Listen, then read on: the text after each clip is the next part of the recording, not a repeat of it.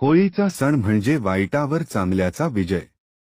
2 मार्चला होळीच्या संध्याकाळी आपल्या घराच्या मुख्य उंबरठ्यावर एक तेलाचा दिवा नक्की लावा। हा दिवा लावताना त्यात एक काळी मिरी आवर्जून टाका। काळी मिरी ही घरातील सर्व प्रकारची इडापिडा, नजरदोष आणि करणीबाधा खेचून घेण्याची ताकद ठेवते। दिवा लावताना तुमचे तोंड उत्तर किंवा पूर्व दिशेला असावे आणि मनात प्रार्थना करा की, हे अग्निदेवा, माझ्या घरातील सर्व दुःख, दारिद्र्य आणि संकटे या दिव्याच्या प्रकाशात भस्म होऊ दे। सोमवारी होळी असल्याने हा उपाय केल्यास भगवान शंकरांचीही विशेष कृपा प्राप्त होते। हा उंबरठ्यावरील दिवा तुमच्या घराचे रक्षण करेल आणि माता लक्ष्मीच्या आगमनाचा मार्ग सुकर करेल।